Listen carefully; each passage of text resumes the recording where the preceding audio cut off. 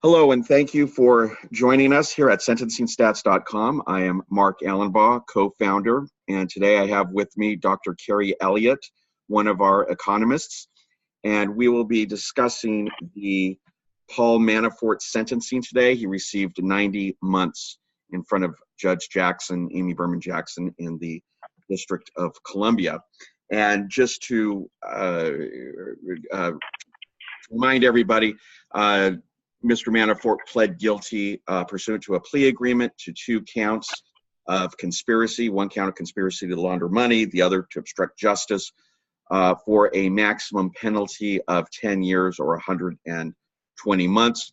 Last week, he was sentenced to 47 months for related conduct in front of Judge Ellis of the Eastern District of Virginia. His calculations, as far as I understand them, is the guidelines calculations in this case, in the DC case, came up to a whopping 40 in criminal history category 2 because of his prior conviction being the one last week. The guidelines, as it turns out, are rather irrelevant in this case because they exceed the statutory maximum of 120 months. And as you can see, the guidelines were calling for quite a significant sentence. So what we're going to discuss is statistically, where does his 90-month sentence come out? But just quickly before we get into that, what you're seeing here in front of you is a comparison of the average and median sentences by certain offense categories to what his guideline range was in the Eastern District of Virginia. And of course, his guideline range, as we just saw in DC, was technically higher, although it's capped by the statutory maximum of 120 months. One of the things that Judge Ellis said last week when he was imposing sentence that shocked everybody because Manafort only received 47 months is he said that, look, the guidelines were kind of out of whack. Actually, he said they were out of whack and vindictive. And he has a point, statistically speaking, when we look at other offense types and what the average and median sentences are there. This yellow bar here in the middle, what this represents is the sentencing range that the guidelines called for last week, which was 235 months, just a hair under 20 years, to 293 months. And you can see it was basically what somebody convicted of producing child pornography would receive, and almost what somebody convicted of under the first-degree murder guidelines would receive, more than for kidnapping. And here's what the typical offender would receive for in a fraud case or in a money laundering case, which is really if you had to classify as offense conduct, it really fell under kind of money laundering. Of course, it involved tens of millions of dollars, so that's part of the reason what drove the guidelines up so high. But this high seems a little bit ridiculous, as Judge Ellis recognized. At any rate, without further ado, I'm going to hand this over now to Dr. Elliot so he can speak to more specific findings with respect to this 90-month sentence that Mr. Manafort received today. So, Dr. Elliot, perhaps you could speak to what we're looking at here. Sure, absolutely. Before we jump into this specific table, let's talk a little bit about the data that we're looking at. And the data that we use comes from the United States Sentencing Commission. The commission provides annual data files for all sentencing events in federal courts. We focus, as you saw in the previous slide that Mark was looking at, we focus on time period 2006 to 2017 when we show those statistics. And that corresponds to the time when the sentencing guidelines became advisory. Since 2006, judges are now free to deviate from the prescribed sentencing ranges. So we go up to 2017. 2018 data will be coming out fairly soon. And the data contains just about any information you want to know about a sentence. We'll be using a few of the characteristics in the data, including obviously the number of months sentenced, the main statute under which the offender was sentenced, applicable guideline ranges, whether or not there were statutory minimum and maximum, and whether the defendant cooperated with the government. So let's look at let's go to the next slide, Mark. Thanks. So here we have what we call box and whiskers graph, and it basically shows, so that the very top whisker there, if we look at that 75 months, these are months on the y-axis, and that is essentially the largest sentence that we see for this specific statute. And that statute there is 2B1.1, which is fraud. I'm not sure if we can see the x-axis there, Mark, but that's 2B1.1.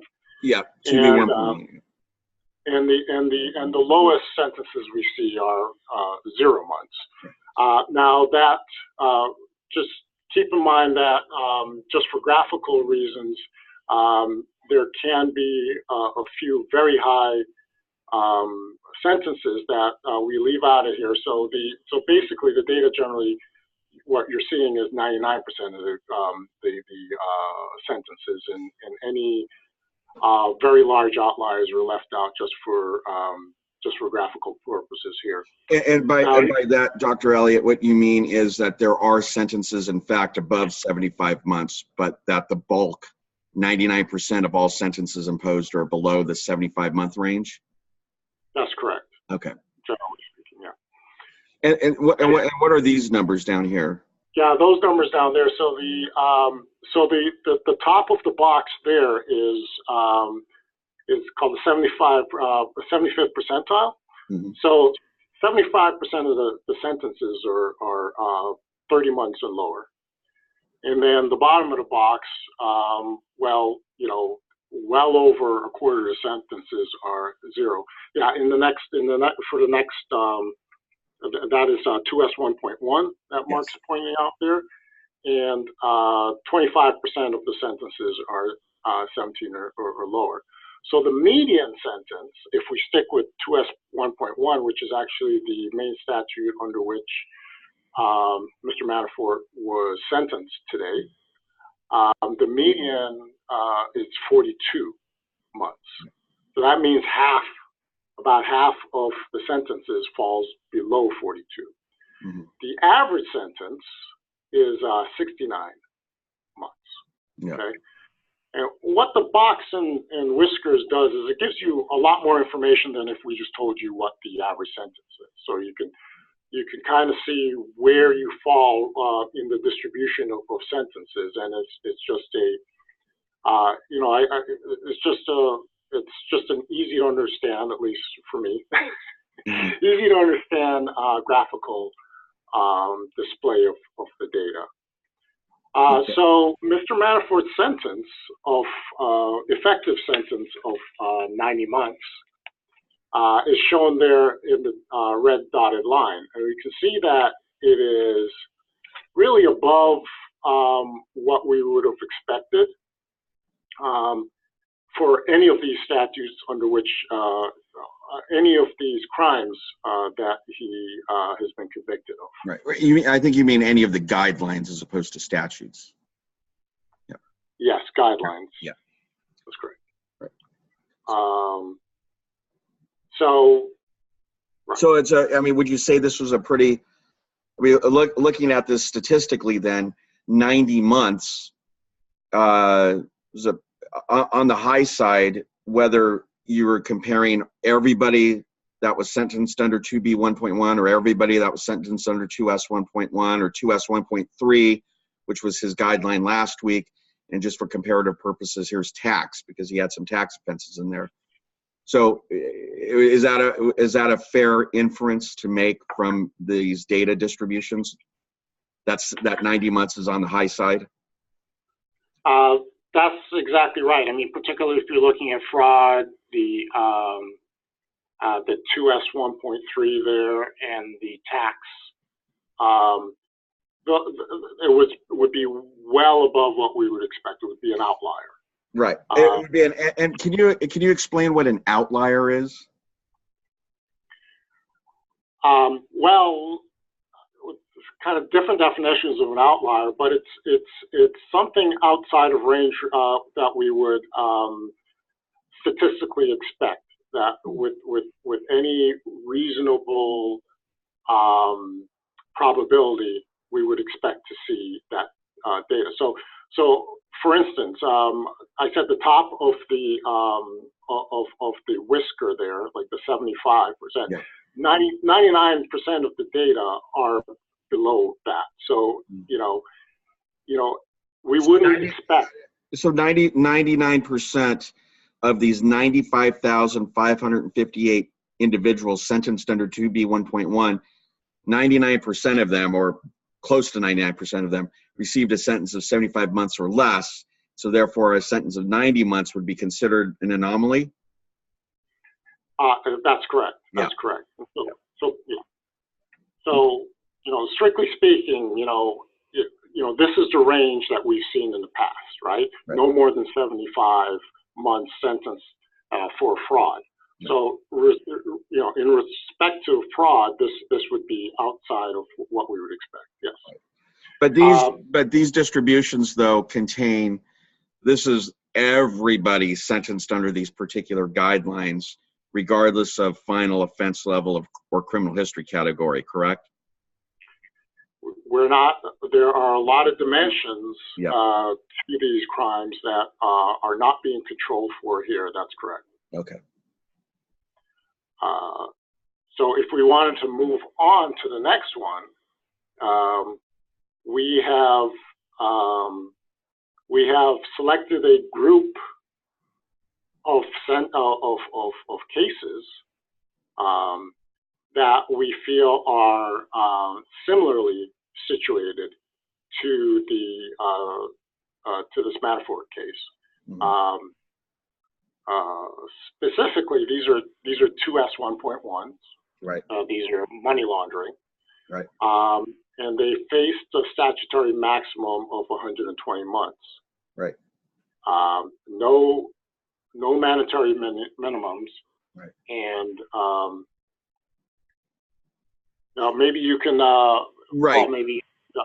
Right. So these are not just similarly situated, but I would argue that they were identically situated because here, again, as you pointed out, they were sentenced under 2S1.1, statutory maximum of 120 months, which is what Manafort looked at. We saw that earlier. But his guidelines, the guidelines were 120 months also. And what that means was, as we saw at the beginning of the presentation, his guidelines were above the statutory maximum. And as we know, when that happens, the statutory maximum becomes the guidelines. And so we looked at all the individuals that not only had a stat max of 120 months, but their guidelines were also 120 months, meaning that their guidelines actually were above 120 months and they had to be readjusted to the statutory maximum. And then, as you just pointed out, there was no mandatory minimum involved. And also we filtered out anybody that received a 5K downward departure for substantial assistance, because that would unfairly skew the data. Now, could you explain that one? So in the Manafort case, he did not get any downward departures, because my understanding is that there was some this is a part of a plea deal, correct? Right. And you're exactly right. It was part of a plea deal. He tried to get a 5K for substantial assistance, but he was found by the court, by Judge Jackson a few weeks ago, to have violated his plea agreement, and therefore the government stated, and the court allowed them not to file a 5K, nor was he given any credit for acceptance of responsibility, as far as I understand it. That's a different matter. So as far as the 5K is concerned, he did not get a 5K. He tried for it and messed up, and so the government withdrew its 5K offer, which could have resulted in a much lower sentence than what he received. But at any rate, so can you explain what we're looking at here? Yeah, so we're looking at here, of course, these are all where the statutory maximum, has trumped the guidelines. Right. So at the top here, we have a large number of people who are receive the maximum 120. So that is the maximum sentence that we see. And now we look down to the 25% of the sentences were at 84 months or less.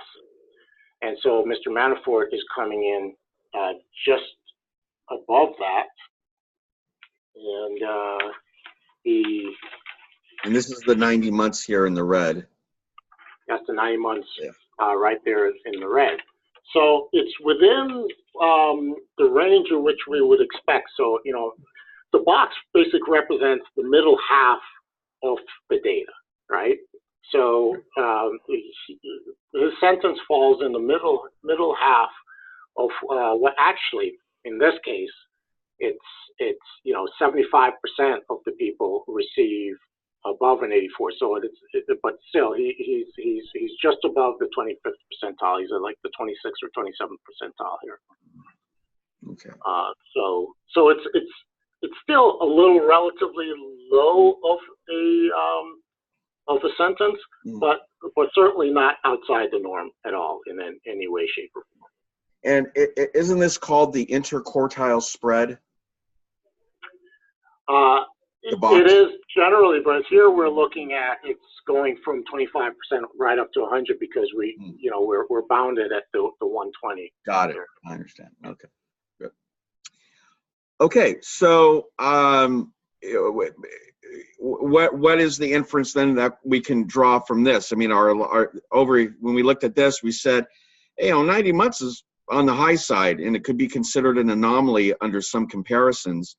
But here we're saying that it's within the range of what identically situated offenders typically receive? Yes, I mean, it's controlling for the actual characteristics of the case and looking at the history of sentences. So, if we can find similar situated cases, or you believe, you would argue that these are identically situated, but that's the difference between an attorney and an economist or statistician. I can't make that call. But yes, certainly, if we're able to control for the various factors that go into the judge's decision outside of just what the guidelines are mechanically calling for, this is the kind of data that you would look at. You would, yeah, exactly. Okay. So, and then finally, here, with 90 months, and we'll just kind of go through this quickly. What we've pulled up here is his life expectancy, and you and I, before we started the presentation, did a quick back of the napkin calculation, and it looks like that even with good conduct credit and his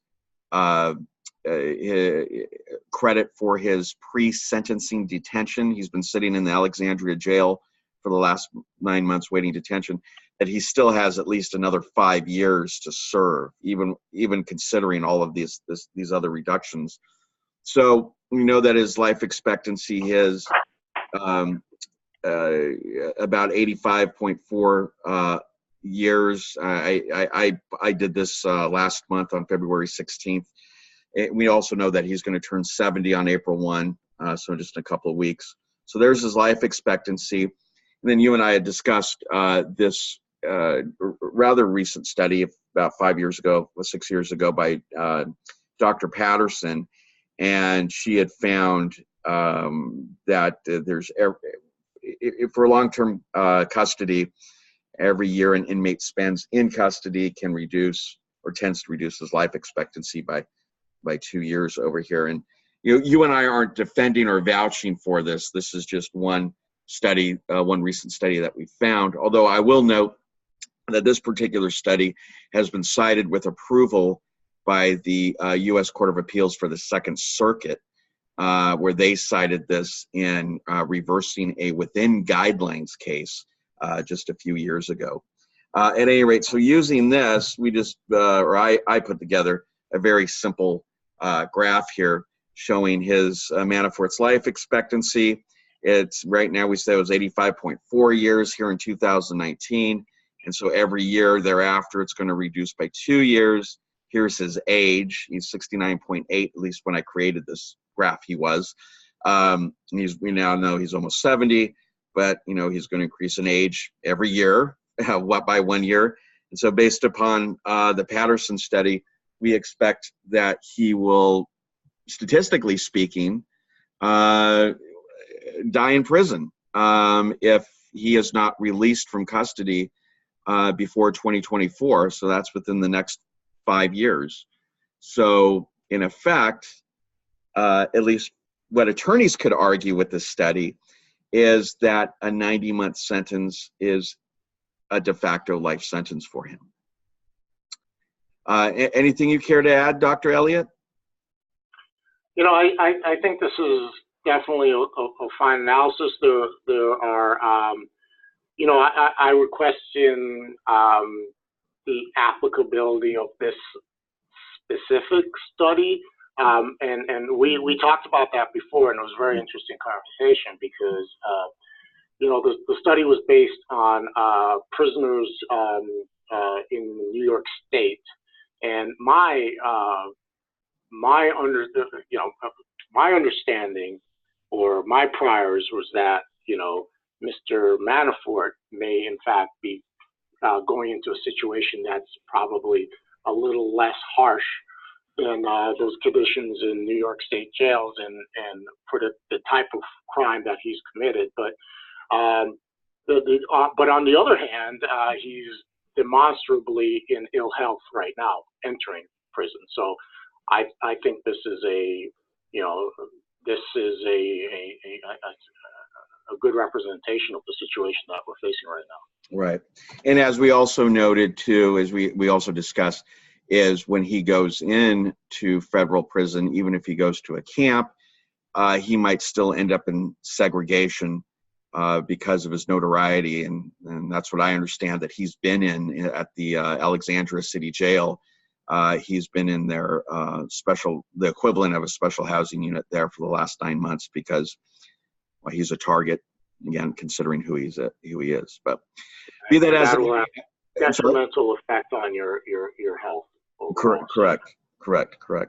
Well, be that as it may, I would think that at the very least, with 5 years to go, it's going to take up, if not the rest of his entire life, the bulk of it. So he's not going to have much of a life left, if he survives this term in prison, at any rate. So at least in bulk, or at the end, my analysis would be he got a sufficiently just sentence, both statistically speaking from the statistics that we reviewed, as well as based upon his life expectancy and age, and this despite the outcry that he got a slap on the wrist. He's going to end up, whether he got a sentence for 90 months or 90 years, the end result may be the same, a de facto life sentence. Well, that's going to end it for us today. Thank you for joining us here at Sentencing Stats, and thank you, Dr. Elliot, for your contribution. We will have some follow-up videos from time to time on other high-profile sentencings. Thank you for your time. I'm Mark. Okay, great. Okay, thank you. Bye-bye.